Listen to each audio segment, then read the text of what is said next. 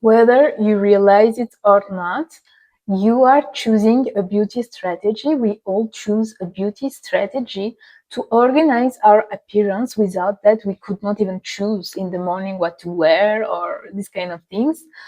And to present yourself to the world. And this strategy is sometimes conscious, but most of the time unconscious. And when it is, it can really change what you actually attract, manifest into your life without you realizing it. Beauty is like love or money in a sense, because we don't really want those things for the sake of it. Like, I don't just want money for money, because it has no value per se. The value is in what I will use it for. So I want money maybe because I dream to travel the world. I want money maybe because I dream of a big house in some specific place. I don't know, for a various reason I could want money to buy so many clothes, so many things, or whatever. And it's the same with beauty. We believe that beauty will bring us some things, and specifically will maybe compensate some needs that we have. And there is not really a problem with that, but if it's unconscious, then your need is controlling you. So what do you really want beauty for? How do you actually embody it already unconsciously in your own strategy? What is it creating right now into your life that you maybe don't realize, and how to shift in maybe another strategy, or to improve your current strategy to really attract and manifest what you want effortlessly into your life. This is the video of today, and I've gathered this is actually 8, 4 strategy that we all actually adopt unconsciously, sometimes alternatively, sometimes uniquely. And yeah, let me know if one of them speak to you, or if you recognize yourself in any of those. Let's start. This video is not to put you in a box. We all switch energy, identities, and we are more complex than anything else, I guess, as human beings. But it's really to help you understand what you are currently embodying, because when you identify with one strategy, you actually start creating it as and experiencing it as an identity. And even though everyone tell you that your thoughts create your reality, the truth is that your identity mostly create your reality. So the first identity, which is actually a beauty strategy, but if you are into that strategy for a long time, at some point you will recognize it as an identity. So the first identity is the identity of, let's say, the sexy one. The sexy one is a woman who wants beauty because it helps her feel seen, desired, and she will embody it, maybe you embody it, with seduction, sensuality, femininity, showing a bit more skin. And this actually makes you feel more empowered and feminine and magnetic. When you buy clothes or when you do your makeup, if that's you buy it in the intention, or you do your makeup in the intention of driving attention to you, which is not per se a bad thing, but this is really what motivates you to shine your light and dress and put makeup on. You want to feel sexy, you want to feel wanted, you want to feel desired, you want to feel seen. And if someone would tell you that you're pretty or cute, you would almost take it as an insult, because your goal is not to be cute, your goal is not to be pretty, your goal is to be magnetic and the most of the party, and you want to enter the room and that every head will turn to you. So you are probably already aware that this creates into your reality a lot of visibility, because it does drive attention to you. It creates also a natural femininity recognized by other people. It creates in your reality attention and desirability from men most of the time. And it does give you empowerment, at least for a while. So it's not a bad strategy. You just need to be aware that there are also hidden costs to that strategy. And what it also creates into your life might be a difficulty to connect with other women, might be maybe jealousy, might be even a fear of life transitions. You fear becoming a mom, you fear getting older. Maybe you're just 25 years old, but you already feel like you're too old, because the fear is that you will lose that power that you think you have through your sexiness and desirability. So, of course, if you get older, if you become a mom, if you take some weight, if something happens, it directly shatters your universe and your core identity. And this fear actually drives a low self-worth feeling. Even though you feel empowered by your own strategy, you also feel like a lack of self-worth at the same time, which can be a weird mix that you don't really understand. And then it can also create into your life that, yes, you're seen, but you're not really seen for who you are, because you're seen for your circumstances and the way you present yourself.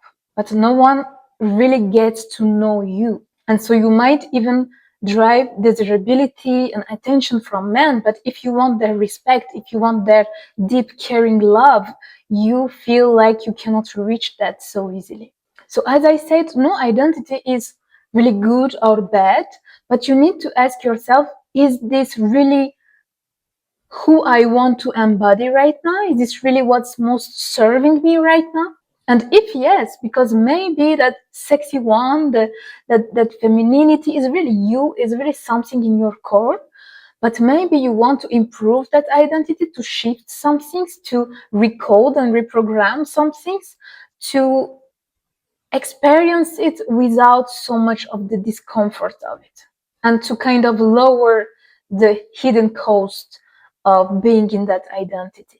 So it might be mixing it with another identity. I don't know, the same way when I was, at some point, I was too much into the, I don't know, like when I discovered meditation, and spirituality, I was a bit too much into that world, and it started being my identity, but it started like imprison me. I was the meditation girl, I was the spiritual girl, and it was not the full story of me. So it started really limiting me.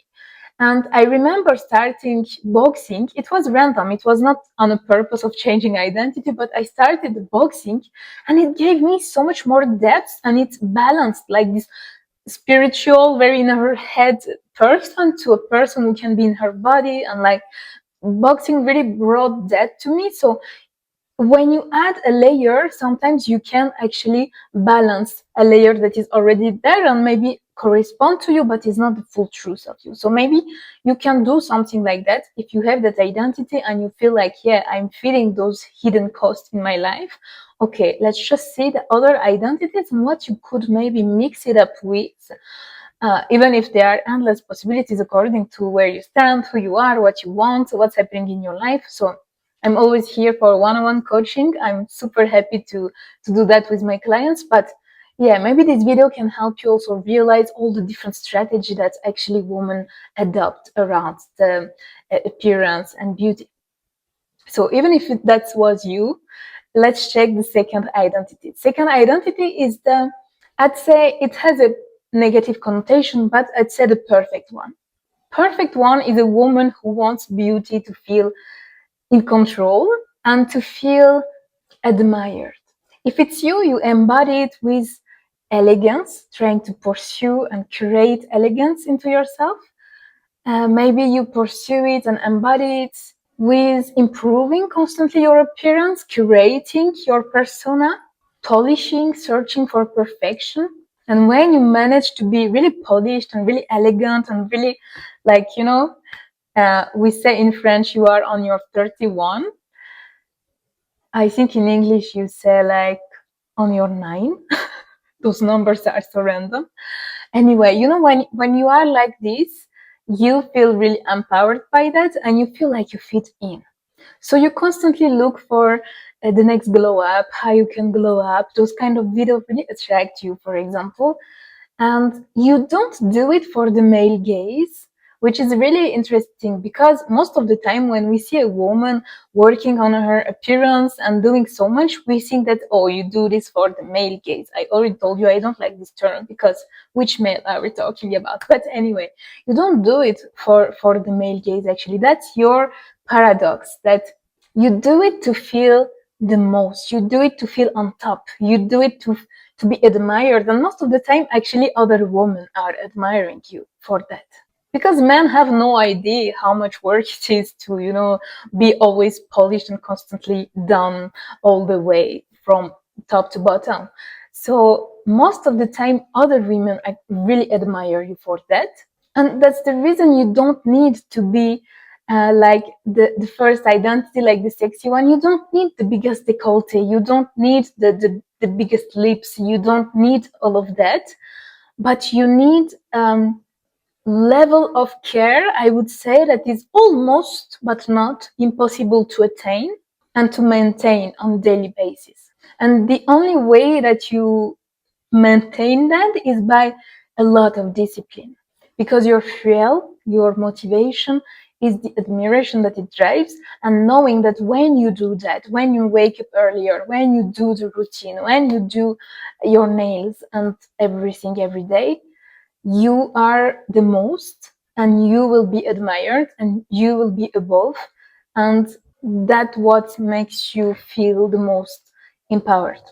So you are probably already aware that this creates into your life admiration from others, a level of discipline that not everyone has, growth even, because you like this feeling of glow up, transformation, growth, uh, seeing on yourself the change and the evolution of your face, of your body. This actually also creates high level of abundance and money most of the time, because when you have discipline and admirations from others, you can really create empires from that.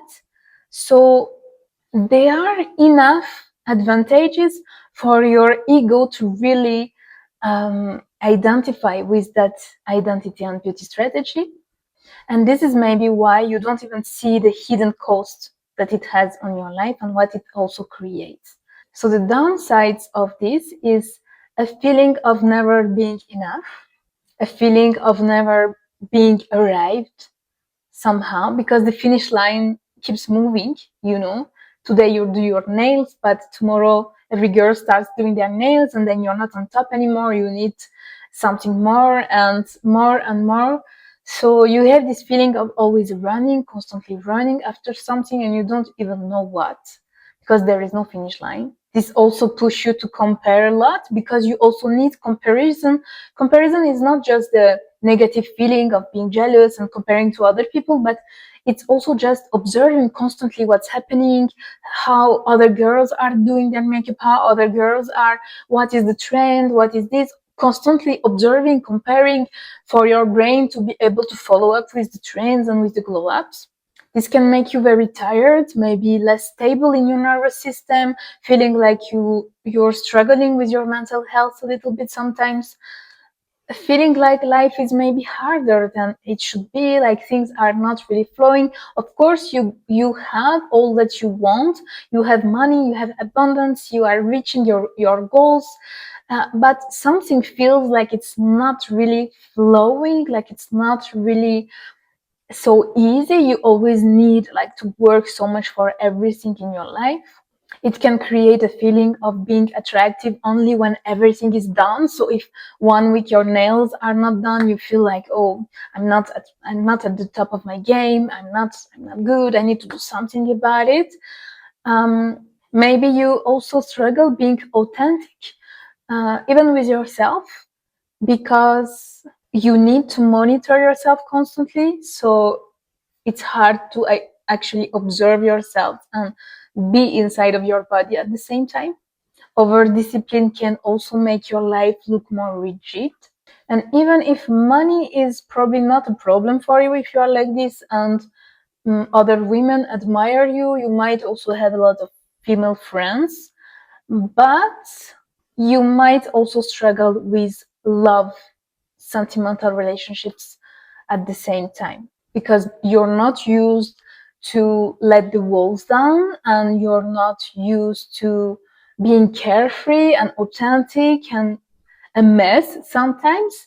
And you don't really realize that when you compare to another woman who is maybe less perfect and less polished as you, but has um, maybe more luck into your eyes in her um, love life or relationships. You don't understand why, and you think you need to do more to try to look like her. And the thing is that you need to do less, because what helps her is the fact that she doesn't always need to be in that perfect side, if that makes sense.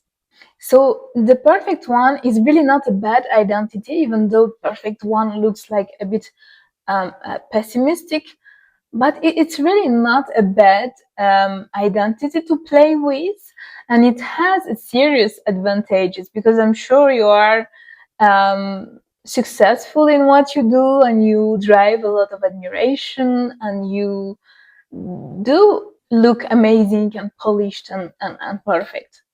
But if you feel the hidden cost of this identity, it's time to play with that and not really identify so much with it. And there is a way to keep the advantages and lower the hidden cost of it by learning how to not take it so seriously, and also how to switch when necessary, to not end up feeling imprisoned by that identity. Even though, as I said, it's one of the hardest to let loose of, because it's such positive identity to have, and the ego is really attached to it, because when you're perfect, you of course don't want to go down from that high perfection level, and you don't realize that actually going down, which is not going down because it's going up from your understanding of who you really are, which is not just one identity, but for you it's going down. But this movement that you will accept to do, bringing the ego with you, because the ego needs to be convinced that he needs to take that step, but really it can change a lot of things that are currently stuck in your life. Okay, the third identity and beauty strategy that we sometimes adopt unconsciously is the safe one. I would call it like this. The woman who is into that identity of the safe one, she wants beauty to feel safe and to feel low maintenance. I believe deep down, what she desires the most is actually love. And ultimately, she might even want love more than beauty, which is why she wants to be safe and to low her maintenance, and to feel so accessible to other people, to be loved by them. What's controversial is that when you embody that identity, you actually do it from a place of I don't care. You almost have a certain disdain for beauty. You hide big signs of femininity. You probably buy your clothes secondhand, and you are so proud of it. You are proud to feel like you are different from those women who take care so much of their appearance, and you're not like that. And you're proud of feeling like you don't need external validation. This is what really makes you feel empowered. And so you avoid trends, absolutely. You avoid attention. You're practical, you're natural, and proud of being your natural self. And the truth is that deep down, you do want beauty as much as another woman. You do care about your appearance, just not with the same intention. And you just manage the appearance completely differently, by minimizing instead of maximizing, by avoiding visible signs of femininity, but even signs of just trying on your appearance. So it in the end takes you as much effort, but in like a different direction. I'm sure you're aware that this strategy creates into your life a lot of protection, because you're actually safe from attention or critics from other people. People don't usually compare with you or judge you or criticize you. You create into your life a bubble of emotional safety also. You are yourself, not comparing so much, because you come from a place where you don't care and you have nothing to compare. People connect and approach you very easily because you're so natural and you're non-threatening to them. So you probably make friends very easily in both genders, men and women. You feel good about yourself and even a bit superior. And you actually save time, money, and energy compared to a person who would focus so much on beauty. But there is always an hidden cost for any identity that you lose yourself into. And your hidden cost might be often feeling like a woman in the shadow, because in a way you're proud of not driving attention and all of that. But if you want to start a business, if you want to start a project, you might need that attention that you refuse. So it might create like an imbalance into some professional project topics in your life. You might struggle not feeling seen, feeling invisible, struggling, as I said, maybe with money and abundance for all of that. Having a relationship, having a sentimental couple relationship is generally not a problem for you because you know how to make yourself appear like superior and natural, and you easily connect with people. But the struggle might come when you are in a relationship and in that moment you realize that the person is not doing so much effort with you, maybe not loving you at the same level as you feel you love them. And the reason is actually super simple, is that you lead with being low maintenance, and then you don't understand why the person in front of you doesn't give more energy, doesn't give more love, doesn't give more. But you get the crumbs because you led, saying that don't worry, I just get the crumbs and I'm okay with that. You know, I've personally been stuck a bit in that identity for a while, and I can say, for having experimenting it, that the advantages, if we can speak of those, are very less than the downsides that you will get. I remember buying all my clothes secondhand and feeling so proud of myself, and the ego boost that it is to know that, yeah, other women buy from Zara, but I don't. I don't really care. I buy just secondhand. And this kind of thoughts that makes you internally, not consciously, but internally feel a bit superior and above. But in the end, it kind of swallow you a bit, and then you're stuck in it, and you wonder why I'm this woman of the shadow, why I have all this knowledge and all this talent and all these tools and all of that, but I cannot make myself be seen and heard. And it's really frustrating, and I can only advise you to give a space for beauty into your life. Like, allow beauty again into your life, and it will change a lot of things. The fourth now and last identity and beauty strategy that you can adopt unconsciously or consciously is the authentic one. And even though the name of it seems really cool, I have to remind you there are no perfect or good identity, because if you lose yourself in an identity, even if it's a positive one, you will feel hidden cost of that identity. So the idea now is not to choose the best strategy, but to understand that you are not any of those identities, and that you can just play with them, remembering who you are, staying above them continuously, like changing, recoding, understanding what you need in the present moment, which will change in 1 year from now, and 2 years and 5 years from now, and maybe even in 1 month from now. And when you understand you are none of those identities, that's the moment you can play with it according to really your life circumstances and really create a reality. So yes, currently that's where I would look at my own beauty strategy, but it is because that's the phase of life that I am in. And this is what really resonates with me right now. It can change in a year or 2 or 3. And it's what makes me feel most like playing and in my like carefree person and myself and recognizable for myself. So I would locate myself into the authentic one identity, but I'm also not stuck in there. And if for an event or something I need to be the sexy one, I would be. If for a YouTube video I need to be like the perfect one, because of course I'm doing a little bit more my hair and makeup to show up here, I will do, you know?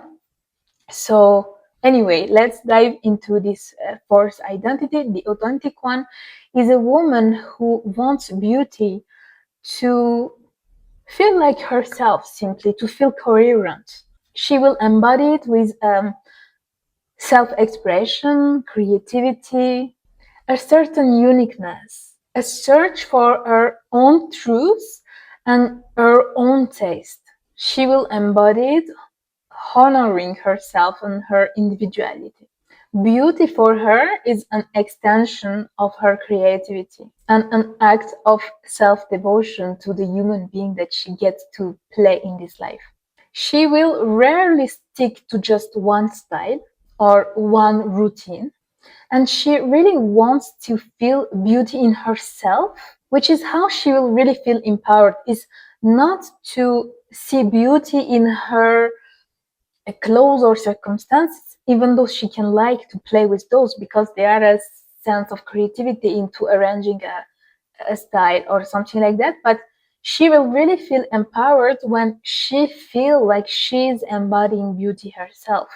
And so she will mostly invest her time, money, and energy into her own um, body, health, hair, skin, because she wants to look at herself in the mirror with no artifice. She wants to remove her makeup at night and look in the mirror and still see herself.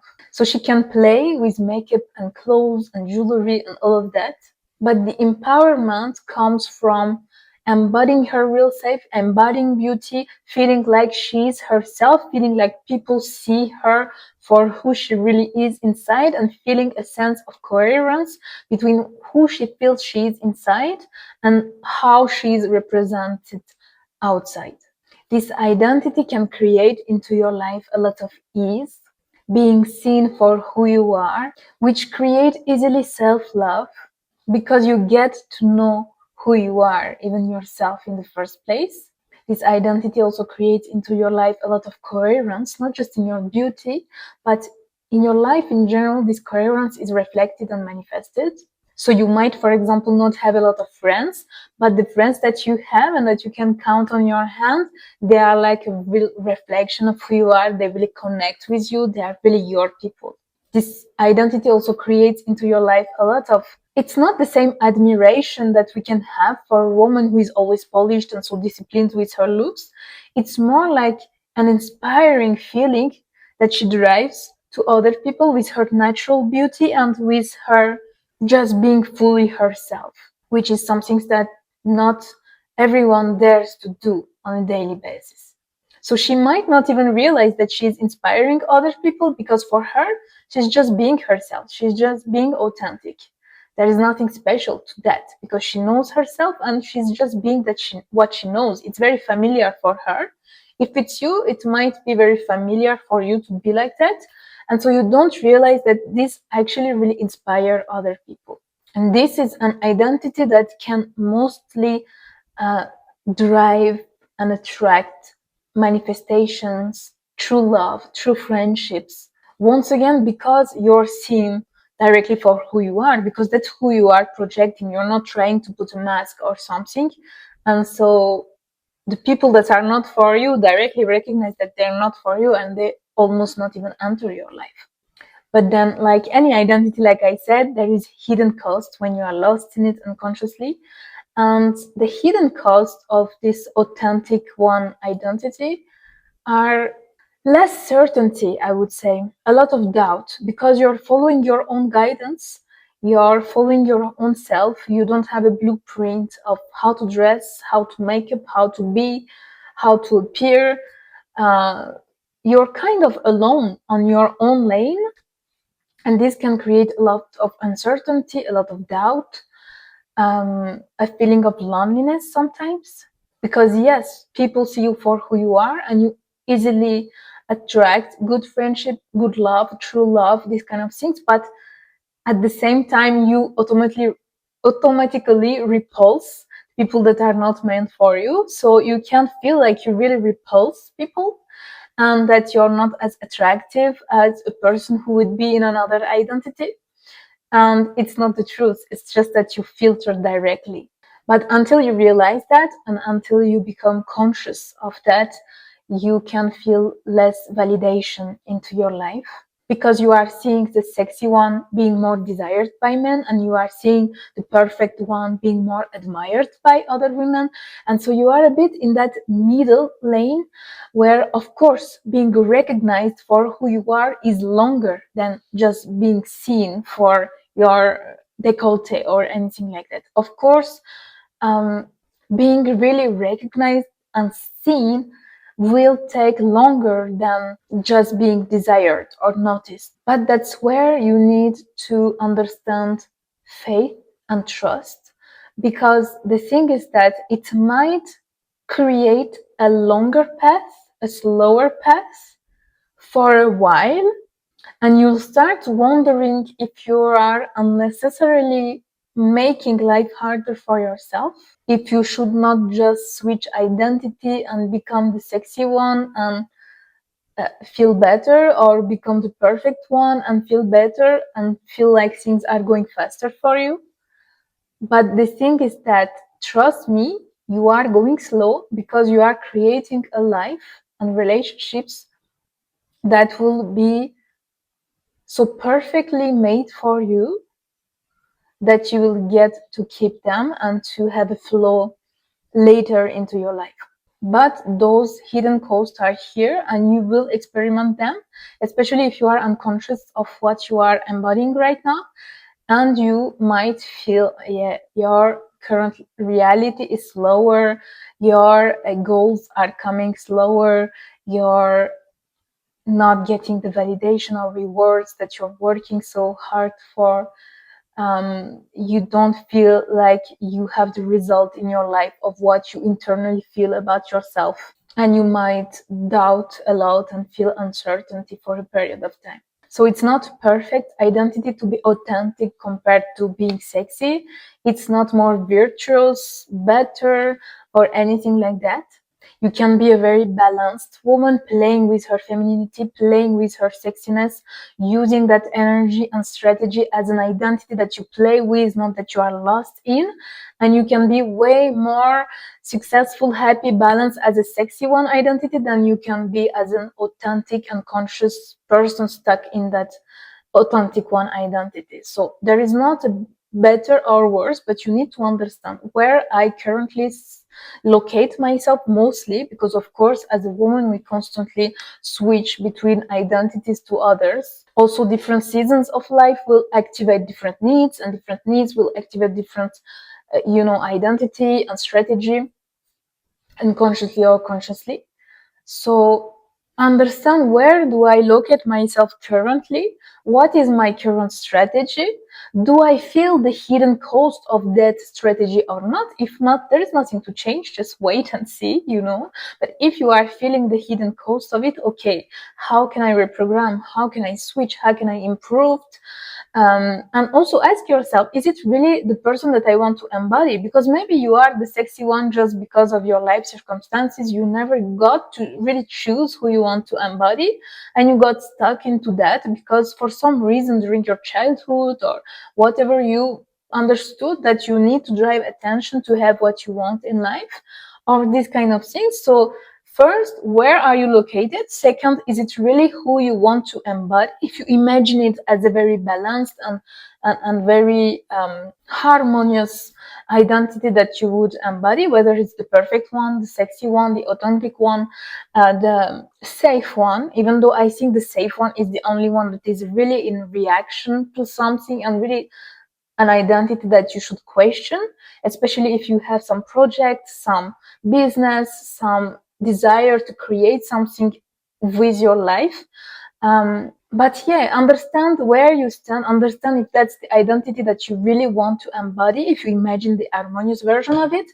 And then If it's not, you are allowed to change. You can be the sexy one for your entire life and you don't owe any fidelity to that identity. You can't suddenly decide, this is not serving me. Actually, I don't want to be that anymore.